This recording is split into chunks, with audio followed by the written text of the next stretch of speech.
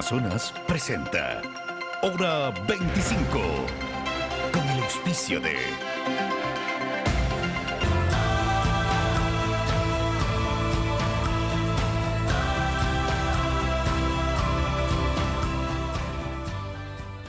Si mantienes el incremento de tu saldo hasta el 30 de noviembre, participas por un premio final de $25,000. Somos un banco con propósito. Produbanco, en pro de ti.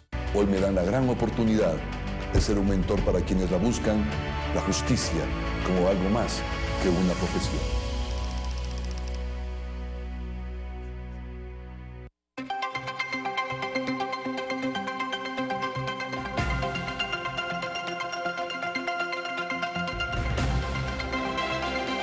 Buenas noches, saludos cordiales, gracias por acompañarnos. Este es el programa Hora 25.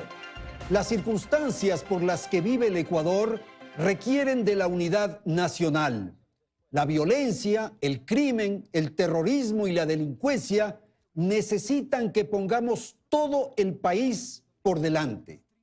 Es preciso elaborar una agenda mínima en la que podamos estar juntos.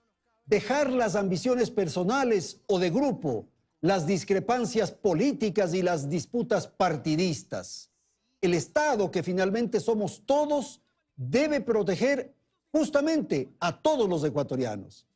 Respetar la vida de los seres humanos, bajar la fuerza incluso de las palabras que usamos, de los términos con los que nos expresamos.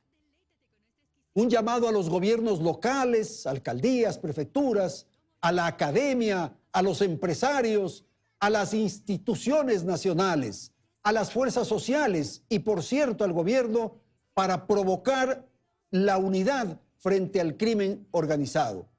Nuestros invitados esta noche aquí en el estudio de Teleamazonas. Agradezco a Monseñor Iván Minda. Él es obispo de Santa Elena. Fue hasta hace poco el obispo auxiliar de Guayaquil. Saludo también a Nelsa Curbelo Cora. Ella es activista por la paz, escritora. Gracias a Fernando Sempertegui, rector de la Universidad Central. Y saludo a Nicolás Espinosa, empresario de larga trayectoria. Fue presidente de la Cámara de Comercio. Y hoy están aquí en el estudio de nuestro canal para conversar sobre el tema planteado. Antes, Belén, buenas noches. Hola Andrés, amigos, gracias por acompañarnos en un nuevo programa de Hora 25.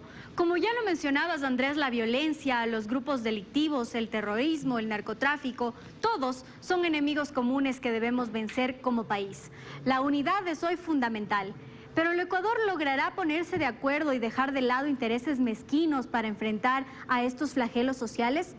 ¿Alguna vez el país ha demostrado una verdadera unidad? Bueno, nosotros hemos regresado la mirada a la historia y aquí ponemos algunos ejemplos de que sí se puede conseguir la unidad de toda la patria. Les invito a ver el siguiente reportaje.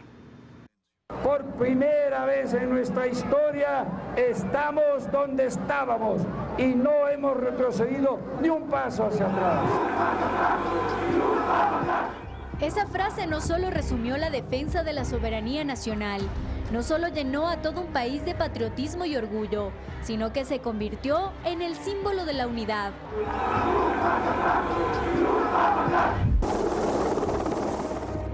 Ha llegado la hora de defender nuestro territorio. Nuestros compañeros están luchando bravamente en la frontera. Era 1995 cuando se desató la guerra contra Perú en el Cenepa. Y el tema no solo era militar y diplomático, era una guerra de todos. ¡Viva el Ecuador! ¡Viva!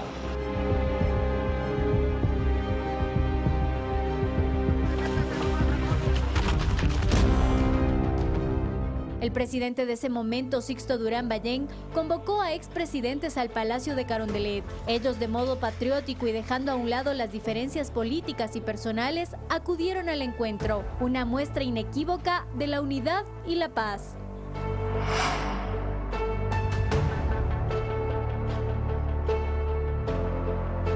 Quizá este no sea el primerito de unidad de los ecuatorianos, sí el que ha quedado bien grabado en la memoria. Pero de lo que estamos seguros es que no ha sido el único. En el Ecuador de 1999 nadie apostaba ni un centavo por el país. La esperanza agonizaba, la gente veía desaparecer su moneda, la crisis estaba latente y en medio de ese panorama, apostarle al país era cosa de locos. Pero apareció uno, que cuando decían que nada se podía, él hacía soñar lo contrario. Atención, el equipo ecuatoriano en la consagración definitiva. Ecuador al mundial, Ecuador al mundial, Ecuador al mundial, Ecuador al mundial, Ecuador al mundial, Ecuador mi país, Ecuador al mundial, Ecuador al mundial, Ecuador al mundial, Ecuador al mundial, mi patria querida por primera vez al mundial. Hernán Darío Gómez, el Bolillo, el técnico colombiano que le hizo soñar a todo el Ecuador con su primer mundial, es otro de los hitos que hemos querido destacar.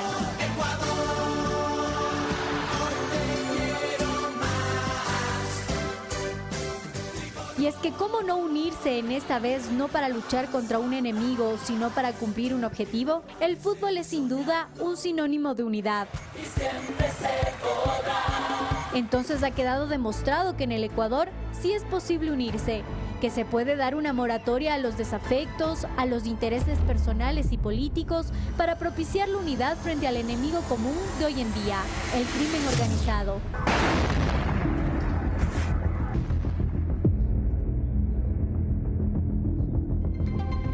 ¿El país estará dispuesto esta vez a hacerlo?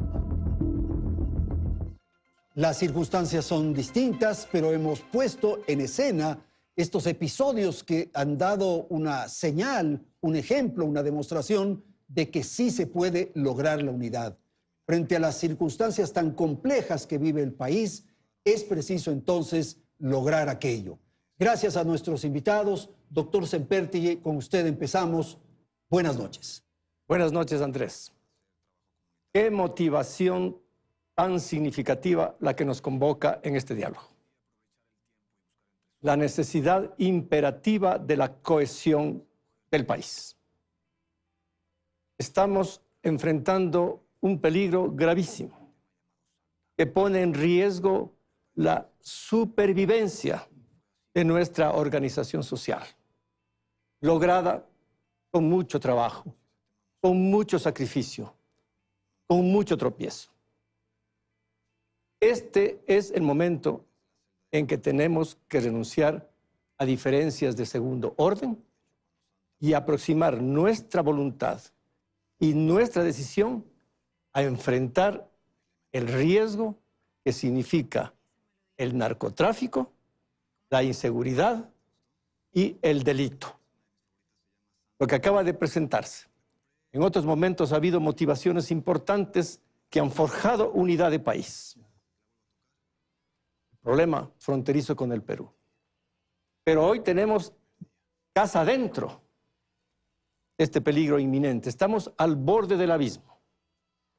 Por lo tanto, todos los sectores sociales, los sectores institucionales del Estado, la Asamblea Nacional, el Consejo de Participación Ciudadana y Control Social, el Poder de la Justicia y, por supuesto, el Ejecutivo, tienen que poner la prioridad del país por delante y dejar las disensiones pequeñas, cotidianas y rutinarias que nos abruman para ponerse a trabajar en beneficio de esta unidad imperativa. Es en realidad una demanda moral. Gracias, doctor. Vamos a ir a Guayaquil. Monseñor Minda, su apreciación de esta presentación, digamos, del programa que nos permite conversar, porque luego hay que discutir y plantear cómo logramos esa unidad. Monseñor, adelante, le escuchamos. Muchísimas gracias por la invitación. Muy buenas noches también a todos los panelistas. Me parece que todos coincidimos que es un momento histórico que nos convoca a la unidad, a la corresponsabilidad para poder caminar juntos, que esto empata perfectamente con aquella propuesta del Santo Padre para toda la Iglesia a través del camino sinodal. Pero esa unidad tiene que tener una visión más amplia de la del momento crucial. Tenemos que unirnos para combatir a este enemigo común que es la delincuencia organizada, el narcotráfico, incluso la delincuencia común, pero también unirnos para abrir nuevos caminos de mayor justicia y equidad, porque no podemos olvidar que la represión o el control no es la solución definitiva. Las causas, una de las causas también de este momento es porque no se ha establecido realmente unos programas de justicia social para todos.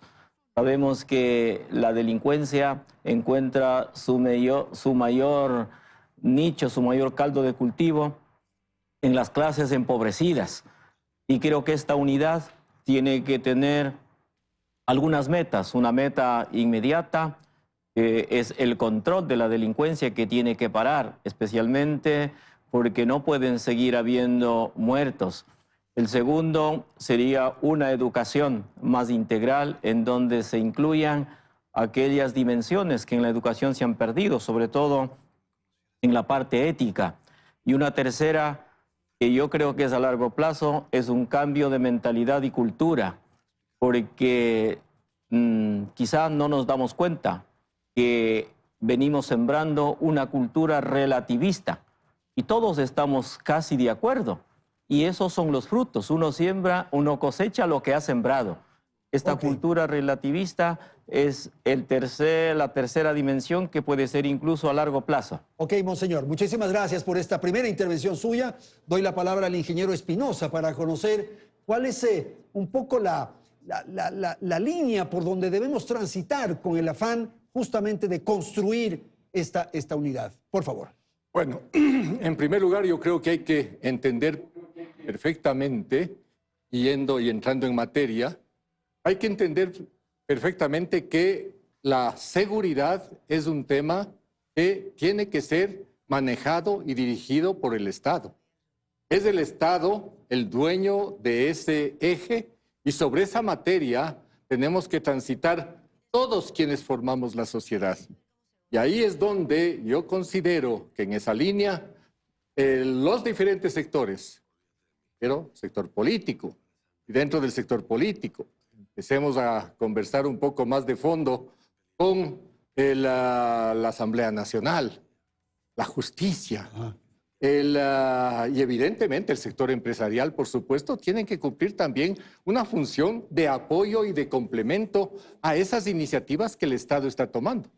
Entonces, en ese sentido, lo primero que creo que tenemos que pedir concretamente es que todas las organizaciones del Estado, que hoy vemos que desgraciadamente están segmentadas, están peleando por espacios políticos, quizá inclusive por participación electoral, pero en todo caso, o defendiendo intereses particulares, que desgraciadamente lo hemos visto.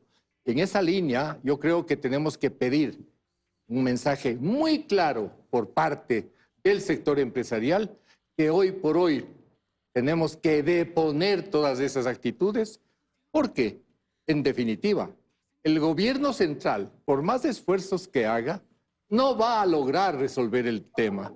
Quizá pueda opacar un poco el impacto de las agresiones que estamos sufriendo a través del narcoterrorismo. Indudablemente que es así, pero el problema definitivamente tiene que irse solucionando en el mediano y en el largo plazo. Monseñor Minda ya estaba mencionando justamente el tema de educación. Perfecto, yo creo que eso es por ahí. Pero por el otro lado también yo considero que definitivamente en el área política tiene que haber un cambio, porque el cambio del marco legal tiene que ser fundamental. Y hoy me refiero a un tema muy particular que quizá ya la expongo para empezar a discutirlo. El empleo. El empleo. Ok, hagamos una pausa ahí, Nicolás, para dar paso a Nelsa Curvelo para una intervención también inicial, porque luego tenemos que ir achicando un poco las propuestas, las iniciativas, para ver por dónde caminamos. Nelsa, por favor. Muy buenas noches con todos. Yo creo que es importante que el país, que toda la ciudadanía, diría, se ponga de pie. En este momento estamos frente a una sociedad con mucho miedo, aterrorizada, y estamos claros que cuando hay miedo hay varias respuestas. Atacamos, huimos, nos quedamos sin hacer nada. Esto hay que superarlo y creo que es una posibilidad muy grande que tenemos de frente a un peligro común que ataca a todas las bases, a todas las nacionalidades, a todo lo que hace el Ecuador, tener la capacidad de unirnos. Cuando hubo la guerra del CENEPA, cuando hubo la guerra con el Perú, una frase que nos puso a todo en movimiento, que fue ni un paso atrás. El deporte puso a este país de pie también, vio que era posible acceder a los grandes eventos deportivos de los que parecía que nunca íbamos a participar. Creo que aquí, frente a todo lo que hemos estado viviendo últimamente, de todas las discrepancias que tenemos, del reconocimiento de derechos de la diferencia, que hace que la diferencia a veces se convierta más en división que en convergencia de posibilidades de sumar aspectos distintos, yo diría tenemos que plantar bandera. Tenemos que plantar la bandera del Ecuador como país y como hacer de todos nosotros. Y eso sí creo que es una tarea urgente, inmediata y posible. Este desafío creo que lo podemos tomar no solo desde el Estado, desde la ciudadanía, desde las organizaciones, desde la academia, desde la empresa, pero todos tenemos que hacer algo, porque esto es espejo de lo que somos. Lo que estamos viviendo no viene de Marte, no viene de otro planeta ni de otra galaxia. Son nuestros compañeros, son nuestros vecinos, son la gente que conocemos que está implicada en conductas que nos tienen a todos aterrados. Y por lo tanto es juntos que tenemos que superarla. Eso le agradezco a la convocatoria y me pareció sumamente interesante e importante que nos recordaran con el video previo de lo que este país es capaz y de lo que puede ser capaz. Ok, gracias, Nelsa. Y quiero rescatar, Nico, lo que acaba de señalar Elsa, en el sentido de que lo peor que nos puede ocurrir es el miedo, porque el miedo nos eclipsa, nos esconde y finalmente no tenemos fuerza para enfrentar. Bueno, en ese sentido, simplemente como referencia. Sí, comentario. El 53% de la ciudadanía en una encuesta de este mes dice que el peor problema que está viviendo la sociedad ecuatoriana es la seguridad. De tal manera que en este rato ya una mayoría de ecuatorianos decimos, basta, tenemos que hacer algo. Y en esa línea no podemos esperar. Y aquí voy a hacer otra referencia de un último dato. De los 17,000 casos de vacunas que se están cobrando a las empresas en este momento en la provincia de Pichincha, apenas 690 se han hecho las denuncias. Eso es miedo. Eso es miedo, porque en definitiva no estamos listos a enfrentar una situación. Y ahí el llamado, es el momento de actuar para quitarnos de ese miedo que se nos está tratando de imponer y evidentemente como sociedad, sector público, sector privado, sector social y todas las organizaciones que hoy estamos dentro de nuestro país, tenemos que pararnos y decir, basta, es el momento de enfrentar la situación. El miedo, porque yo creo que lo primero que tenemos que es desbloquear aquello. Y lo que hacen estos grupos es crear el miedo, pues. Para neutralizar el miedo, la solución es la cohesión de la sociedad. Si la sociedad está fragmentada, está en disputas permanentes, si está dividida, no podemos enfrentar el miedo. Por eso el llamado, además de los empresarios, como dice Nicolás, a la sociedad civil, a sus organizaciones, a los partidos políticos, la academia, yo soy un académico, los artesanos, los campesinos, todos debemos sumar nuestro potencial a este esfuerzo de cohesión. En realidad aquí hay dos escenarios. El escenario delictivo está geográficamente bastante bien situado, que necesita una estrategia de control y de eliminación. Está en el rubro, digamos, policial, militar, en ese ámbito. Exactamente, inteligencia, una estrategia que debe ser conducida con liderazgo. Permítame que subraye que el país necesita un liderazgo claro y firme. Y eso le toca al presidente de la República. Su voz tiene que ser una voz que oriente, que conduzca y una voz creíble. Lo que dice el presidente tiene que cumplirse. Porque si no es así, eso también genera inseguridad. Porque no sabemos a dónde mismo va la orientación del gobierno. De modo que cada quien tiene responsabilidades. Cada quien en donde está. Y este es el momento de mirar el otro escenario.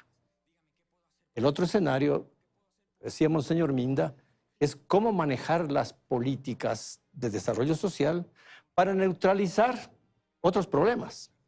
Por ejemplo, el problema que señala Nicolás del desempleo. Quito es la ciudad con mayor tasa de desempleo del país. Guayaquil creo que muy cerca y otras ciudades. El problema del desempleo es extendido y transversal.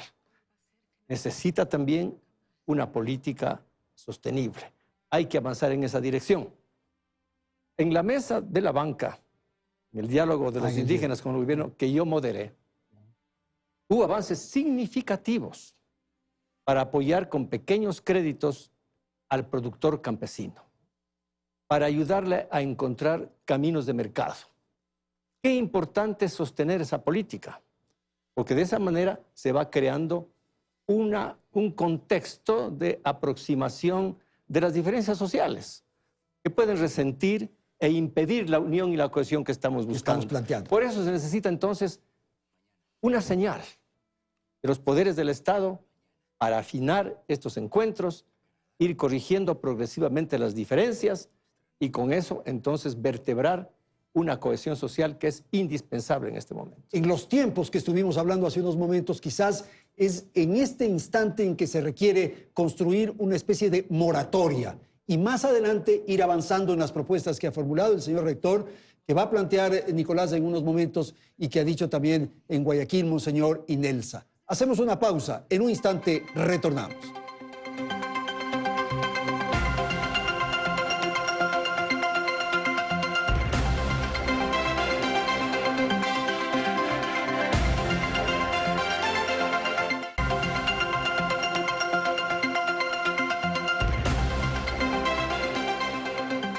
Gracias amigos por continuar en nuestra sintonía. El diálogo y los consensos son la salida a los problemas sociales, pero ¿cuánta capacidad ha tenido el país para llegar a puntos de encuentro? Hasta hoy vemos los ingentes esfuerzos porque las mesas de diálogo entre el gobierno actual y las organizaciones indígenas den resultados positivos tras el paro de 18 días en junio de este año. Ya fue un gran paso sentarse a conversar, pero se necesita concretar de lado y lado las respuestas a ese diálogo. ¿En qué otros momentos el país ha conseguido sentarse con distintos sectores en una misma mesa para buscar resolver problemas y cuántas veces ha habido resultados? ¿Es este un nuevo momento de llegar a acuerdos y poner todos el hombro para vencer al enemigo común? Veamos más en el siguiente reportaje. Esta imagen, representantes de organizaciones indígenas y miembros del gobierno sentados en una misma mesa, solo se logró después de 18 días de violentas manifestaciones producidas en junio de este año. El diálogo nunca ha sido la primera opción en el Ecuador, pero tampoco ha sido un imposible, y recientemente lo evidenciamos con más de 200 acuerdos firmados. Este no ha sido el único esfuerzo que ha hecho un gobierno por sentarse a conversar. Si volteamos la mirada, en el gobierno de Lenín Moreno incluso se encargó al vicepresidente Otto Sonnenholzner a través de decreto ejecutivo como primera función liderar el denominado Diálogo Social Nacional, que luego se extendió a los diálogos con organizaciones indígenas y sociales que también protagonizaron violentas movilizaciones en octubre del 2019, aunque aquí no se obtuvieron mayores resultados. El expresidente Lucio Gutiérrez también organizó mesas de diálogo con 8 ejes de discusión, entre ellos la lucha contra la corrupción, la seguridad, la descentralización, entre otros temas. Augusto Barrera tenía la responsabilidad de ejecutarlos, pues su cargo era de secretario de Planificación y Diálogo Social. Y si retrocedemos un poco más, en 1989 el gobierno de Rodrigo Borja llegó a un acuerdo de paz con el grupo guerrillero El Faro Vive Carajo y se logró la entrega de las armas y la incorporación de este grupo a la vida democrática del país. Con esto vemos que los esfuerzos por llegar a acuerdos, por encontrar salidas, siempre han existido en el Ecuador. Y es que no hay peor diálogo que el que no ocurre. ¿Es este entonces el momento justo para conversar sobre la lucha contra el enemigo común, el crimen organizado? Monseñor, quiero ir con usted para plantear aquello que señalamos hace pocos instantes y que se incluye de alguna manera en el reportaje, y es la moratoria. Tal vez es un momento, antes de debatir o de plantear las otras opciones, pero sí de bajar las armas, como habíamos señalado en la presentación.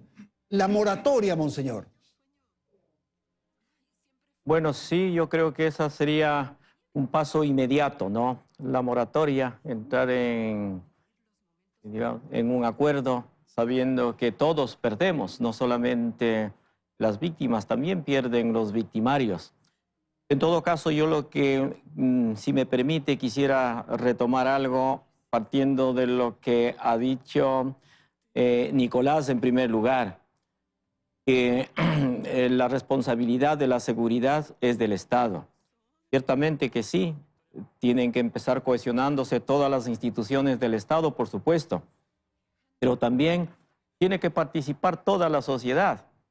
Y la sociedad lo que puede hacer es colaborar con el Estado dando información, porque nuestra gente sabe dónde se fraguan toda la delincuencia organizada.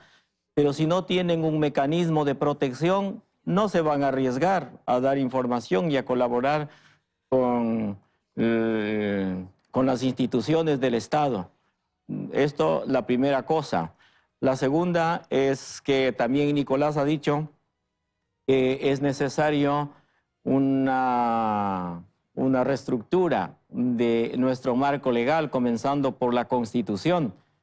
Yo creo que ahí yo quisiera insistir, porque no, digamos, siempre le pasamos por alto las cuestiones de fondo.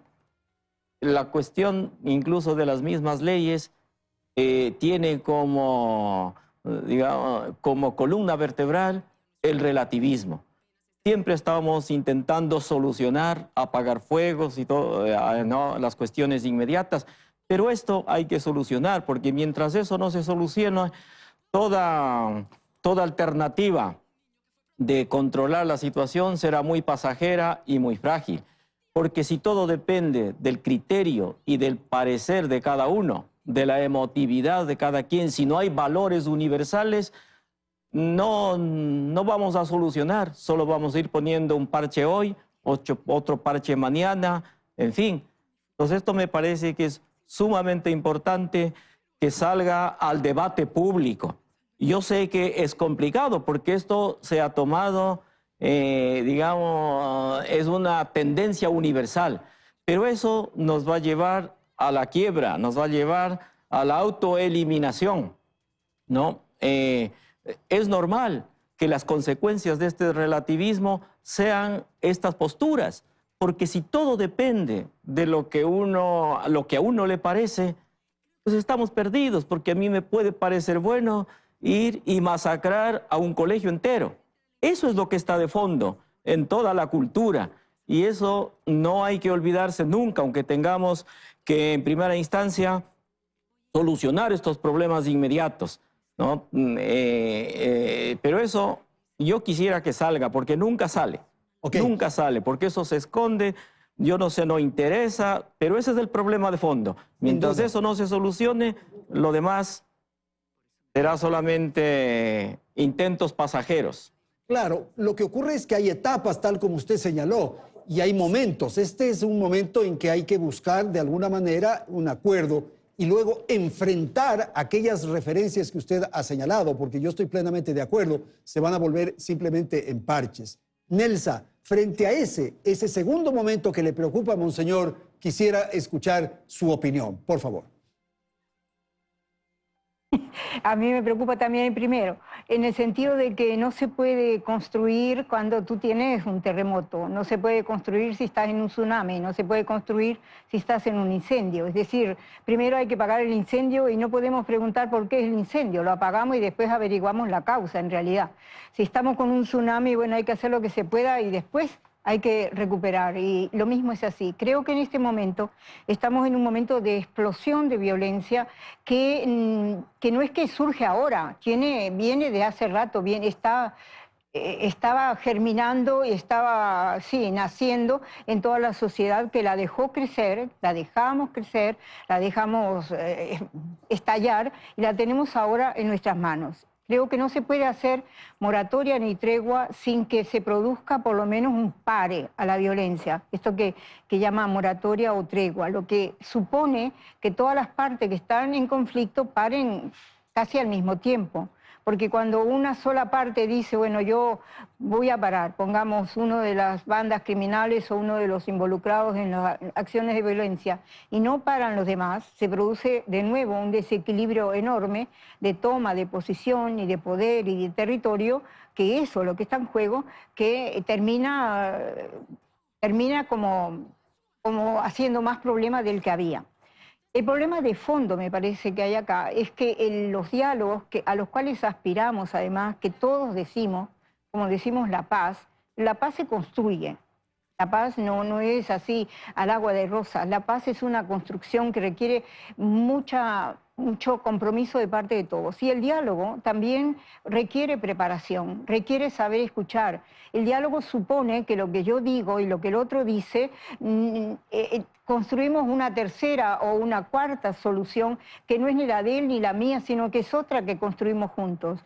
Y en el país, me parece, estamos demasiado acostumbrados a creer que el diálogo hacen lo que yo digo, es una imposición que a veces queremos lograr que se cumpla y por eso imponemos antes hacemos una cantidad de acciones que suponen una imposición para un diálogo en el que hagan lo que yo estoy pidiendo. Ese aprendizaje de ceder para avanzar, de ceder para construir como sociedad, nos los debemos todos. Y eso se empieza desde la escuela, desde la casa y se continúa a lo largo de toda la vida. Y eso me parece que es un puntal que hay que fortalecer. El diálogo que construyó los indígenas con el gobierno y viceversa, que tuvo como mediador, como puente a la conferencia episcopal, fue un aprendizaje, me parece, importante para todas las partes involucradas y nos están mostrando que necesitamos capacitarnos en eso. Muchísimas gracias, Además, Nelsa. Perdón, siga. Ahí me quedo, sí. Ok, sí. Hacemos una rondita luego. Sobre el diálogo, por favor. Bueno, coincido. La prioridad es desarmar las estructuras del narcotráfico. Pero el requisito para que se cumpla la prioridad es la unidad del país en torno de ese propósito. Por lo tanto, la moratoria que se pide cabe que la cumplan los que ahora disienten como si eso fuera lo primario. Me refiero a los eternos conflictos en la Asamblea Nacional, los problemas en el Consejo de Participación Ciudadana, en el sector de la justicia. La moratoria es por allí. Y ahí hay que señalar una cosa, esto de la clase dirigente que se usa la expresión, o de las élites políticas. Son ellos los que tienen que hacer. Nosotros podemos hacer proclamas, podemos hacer llamados, en fin, pero quienes tienen que hacer son ellos. Hay un autor que dice que en América Latina no faltan leyes, sino que hay abundancia de leyes, que el problema es que no se cumplen. ¿Por dónde debe empezar el cumplimiento cabal de la ley? Por las instituciones claves de la conducción del Estado. Y el compromiso de cada actor en la voluntad común de hacer frente a este flagelo de este momento. Creo que es la moratoria que debemos pedir. Que se pongan a trabajar con esa direccionalidad. Pensando en el país. Pensando en el país, pensando en la necesidad de la unidad. Nico. Gracias, Andrés. En realidad comparto plenamente el criterio. Totalmente de acuerdo.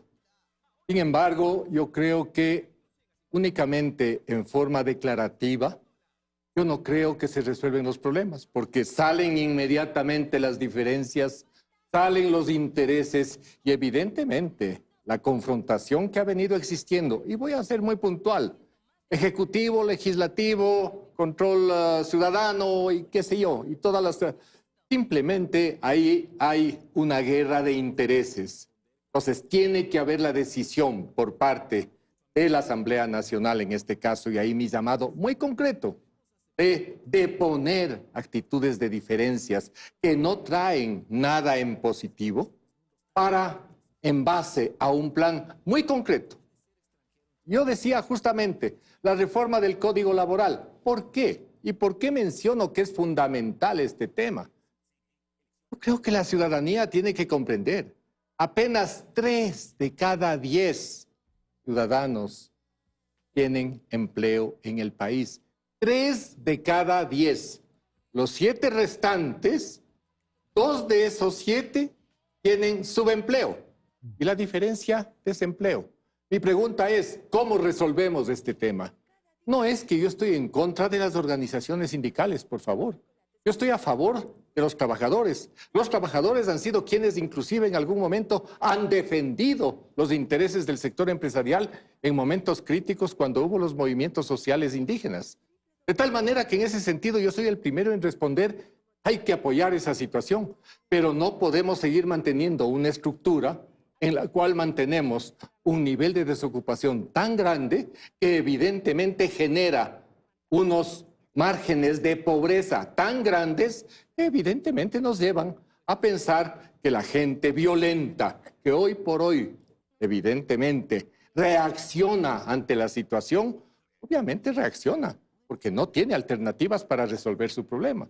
Y esos chicos, esos desempleados, son fácil presa para que los recluten en el delito. Un último ejemplo, simplemente, en las universidades del país están haciendo un trabajo importante.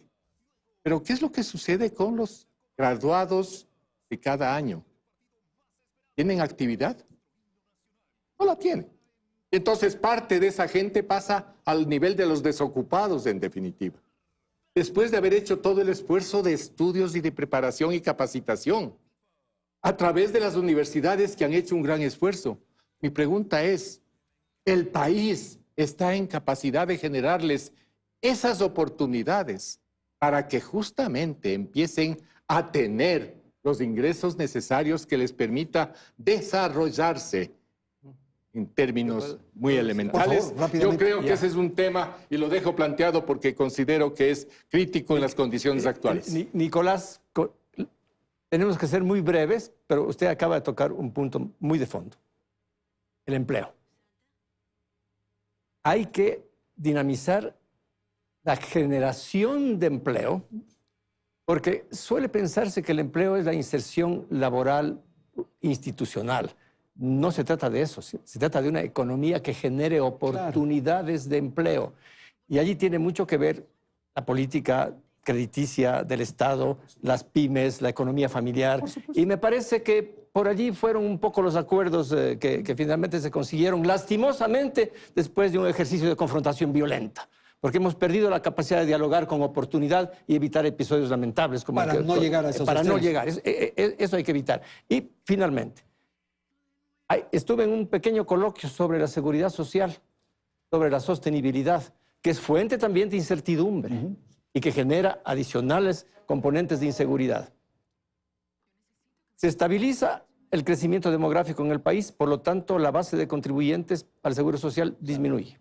Añádase el desempleo extenso y habría que pensar si modalidades nuevas de empleo temporal van a contribuir a sostener la pirámide del Seguro Social o la pueden menoscabar. Entonces, allí hay un tema muy importante. Ese debe ser un tema que convoque a los legisladores. Bueno, pero nos podemos unir pues, exactamente, para enfrentar el desempleo, para salvar al Seguro Social, para atender la salud, para el tema Esos son los mandatos sociales que se imponen sobre la legislatura en este momento. Es la discusión crucial que tiene que ser seria, técnicamente conducida y orientada. Entonces hay ciertos desafíos, ciertos requisitos que se requieren para la cohesión social. Y con desprendimiento, con generosidad. Eso es fundamental. Por favor, Nelsa, me parece que le interrumpí el momento en que usted quería agregar algo. No sé si quiere comentar lo que han dicho sus colegas acá en Quito y le doy la palabra, por favor. Espera, estaba pensando en el tema del empleo, como dice Nicolás, como dice el señor rector, es fundamental. Y el problema es que el narcotráfico es un problema social, pero es una empresa. Y esa empresa genera millones, pero millones de dólares. De hecho, hay más dólares circulando en el país que lo que debería haber, porque hay del lavado, están circulando. ¿Cómo hacer para generar un empleo digno, además de las propuestas de la Asamblea? Por ejemplo, los jóvenes en los sectores populares ven que los narcotraficantes, que conocen muy bien, son los que entran en el barrio, hacen fiestas para Navidad, para todo el barrio, tienen a sus familiares en casa de 3 pisos, son los que mueven dinero y aspiran a ser como ellos. Entonces aspiran a ser narcotraficantes. 2 cosas que aspiran: a ser narcotraficantes y a ser deportistas. Y perdone que lo diga así, pero ¿por qué? Porque los deportistas ganan bien. Y porque los deportistas de los barrios también hacen fiesta para todos sus familiares y entonces son sus ídolos. Lo grave es que el deportista está haciendo algo que tiene que ver yo diría, con el buen trabajo. Y acá tenemos un trabajo nefasto. Bueno, ¿cómo hacer para...? Una de las cosas que cuando estaba en la Comisión de Pacificación y en todas las conversaciones con los cabecillas de diferentes bandas, que era impresionante, pues son muchos, decían, pero es que no podemos salir de aquí con otro trabajo. Es decir, cuando salgamos de acá, ¿qué hacemos? Tenemos que seguir en lo mismo porque si no nos matan. Bueno, hay miles de gentes metidas en el narcotráfico que no pueden dejar el narcotráfico porque las eliminan. Esa parte que no se dice y que no se comenta también hay que abordarla. ¿Por qué? Porque si queremos un cambio y un cambio propositivo y unas posibilidades de trabajo que todo el mundo debe tener y que sin eso no podemos tener justicia ni equidad, eso y la educación son básicos para bajar la violencia, también tenemos que saber cómo desactiva el narcotráfico en los soldados que lo sostienen, en todas estas tropas de gente pobre que es la que lo mantiene. ¿Qué otra posibilidad de trabajo va a tener diferente a la que ahora tiene y que ahora lastimosamente le reporta recursos? Gracias, Nelsa. Doy la palabra inmediatamente a Monseñor Minda para que agregue algo y con eso vamos a terminar este segmento del programa. Monseñor, por favor. Bueno, perfectamente de acuerdo con todos, que especialmente tomando el ejemplo que ha puesto Nelsa, que cuando hay un terremoto, primero hay que solucionar la cosa emergente y luego construir. En ese sentido, pienso que incluso ella nos podría ayudar con la experiencia que tuvo en la Comisión Pacificadora, con la experiencia que hemos tenido en el diálogo con los indígenas, para hacer una moratoria. Es necesario que haya un intermediario, ¿no? Un mediador, para que las partes, un mediador que dé cierta confianza y garantía para que se pueda establecer una cosa parecida como se hizo con los indígenas, aunque ustedes saben que es un poco complicado dialogar con estos grupos, que también ha apuntado Nelsa, es bien complicado porque ellos aceptar, ¿no?, que hacer un proceso de salida de esas organizaciones les es muy complicado, pero no podemos darnos por vencidos. Tenemos que hacer el intento de encontrar un diálogo con ellos. Luego, lo segundo, de forma más o menos inmediata, es el empleo. Perfectamente de acuerdo con todo lo que han dicho, pero también hay que tener de fondo una cosa. El empleo tiene que ser concebido como un bien común de la sociedad, no como un mercado de competencia salvaje. A ver quién es el que tiene más empleos, ¿verdad? O quién es el que permanece más tiempo para que la pensión le resulte más jugosa sin dar oportunidad a las generaciones jóvenes.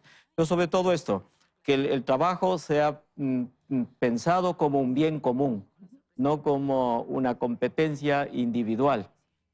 Ok, muchísimas gracias entonces por esta intervención, Monseñor. Hacemos la pausa y volvemos en un instante.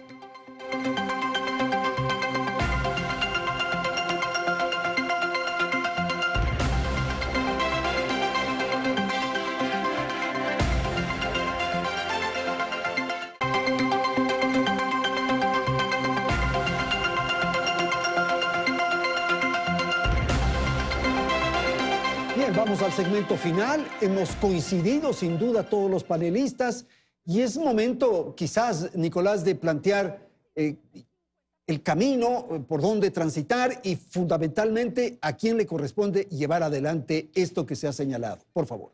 Volviendo sobre el tema, yo creo que la seguridad es de responsabilidad exclusiva del Estado. Y el Estado es el que tiene que generar todas las políticas, las acciones, para que la ciudadanía pueda vivir en paz. Y en esa línea, yo considero que todos los sectores del país estamos listos para enfrentar en forma conjunta y apoyar las iniciativas del gobierno. Pero evidentemente iniciativas que vayan, lógicamente, a resolver no solo los problemas coyunturales. Dentro de los problemas coyunturales es el problema de toda la situación actual, sino que adicionalmente hay que enfrentar también los temas que generan estas situaciones de inseguridad. Y en esa línea, el sector empresarial hace un llamado a todas las instituciones del Estado que bajo el liderazgo de la Presidencia de la República nos unamos, y aquí no estoy diciendo se unan o resuelvan, nos unamos para ir haciendo planteamientos concretos, en fin, para tratar de resolver este gravísimo problema que nos puede llevar a la destrucción social del país. Nelsa, por favor, los caminos, cómo plantear, cómo proponer y de qué manera podemos concretar estos anhelos que yo entiendo es de todo el Ecuador. Por favor. Yo me sumo, creo que debemos apoyar el liderazgo que debe ser ejercido, le corresponde al señor presidente de la República y es el momento. Lastimosamente estamos en época preelectoral y aquí se desarrolla una especie de canibalismo político que es todos contra todos y así no puede ser.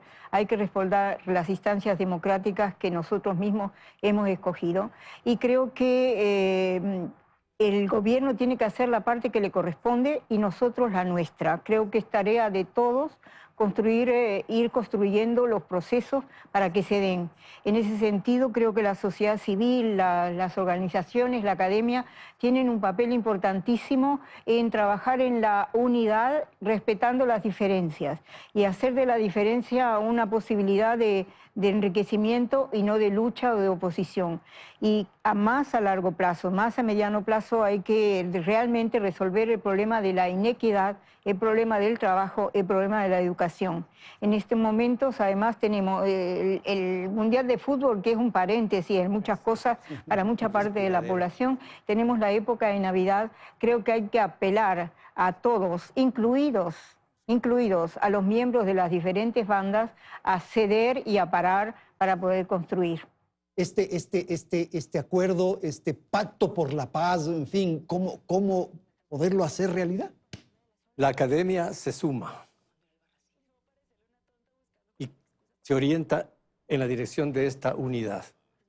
La academia puede aportar las evidencias de sus trabajos científicos para enriquecer las discusiones, los foros y la definición de políticas públicas que son tan necesarias para afirmar esta cohesión que estamos necesitando y reclamando. De manera que las universidades, no hablo en nombre de ellas, pero asumo que ese es un compromiso transversal de toda la academia pública y privada.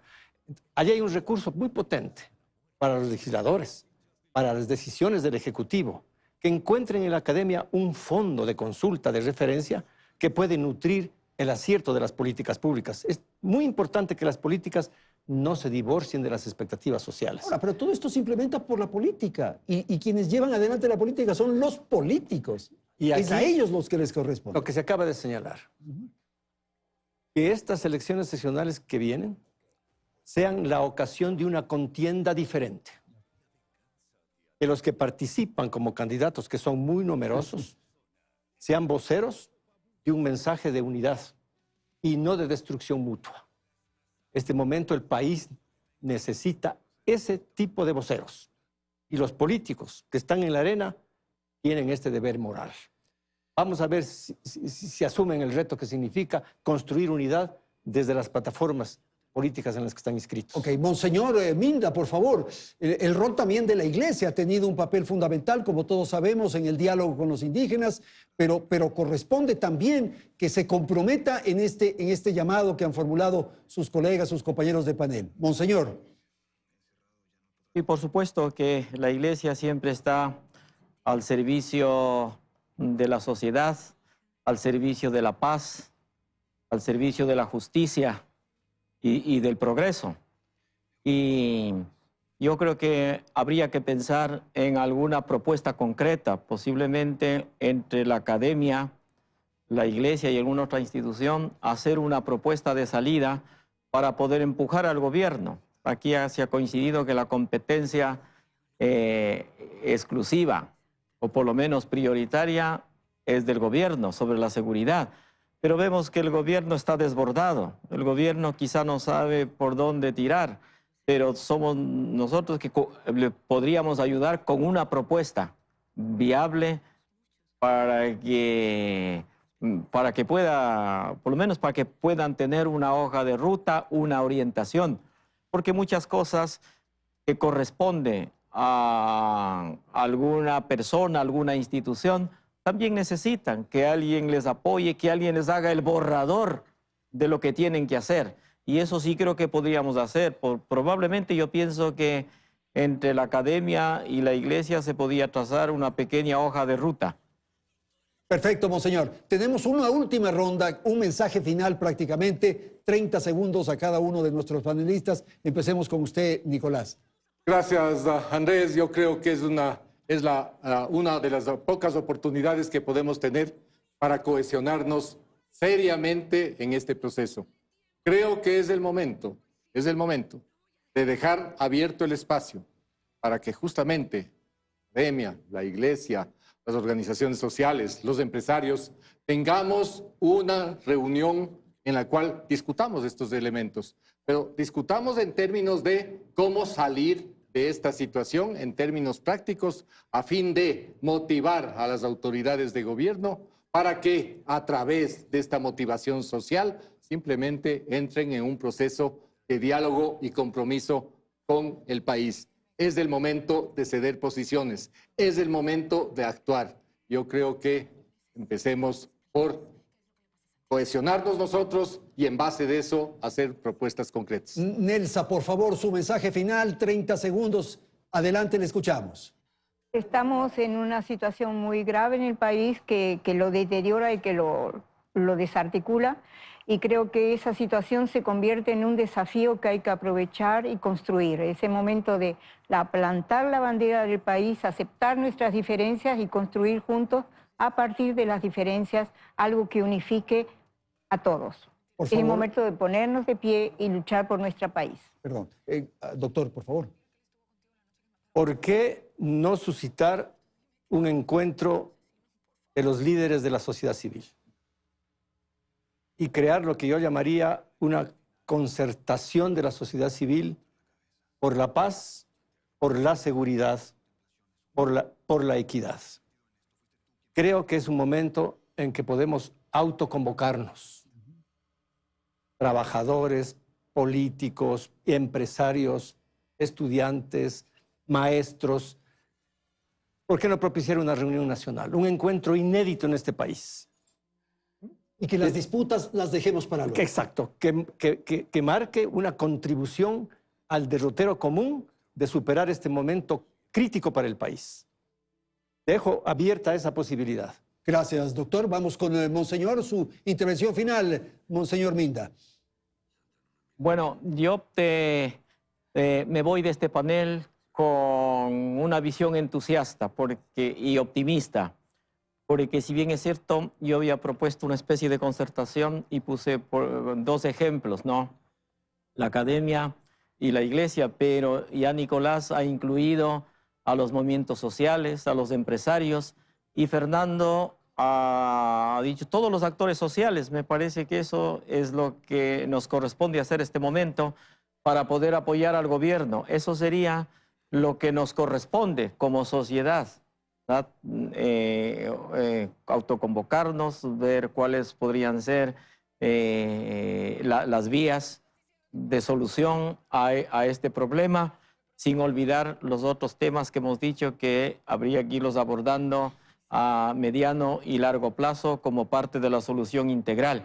Y yo no sé si quién encabezaría este tema, no sé si la academia que haga no sé cómo se hace la autoconvocatoria realmente, ¿no? Pero esto tendríamos que hacerlo, si es posible, la próxima semana, porque de lo contrario todo se queda un poco en palabras, ¿no?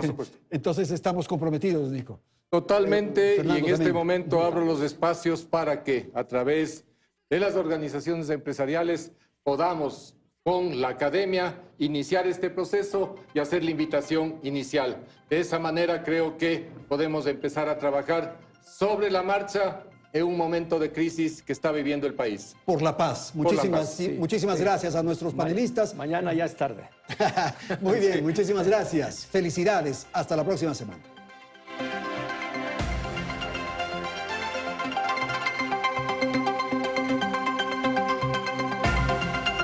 Teleamazonas presentó Hora 25 con el auspicio de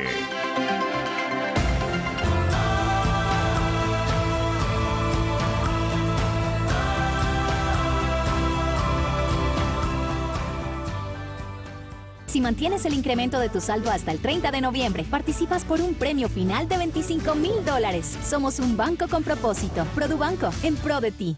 Hoy me dan la gran oportunidad de ser un mentor para quienes la buscan, la justicia como algo más que una profesión.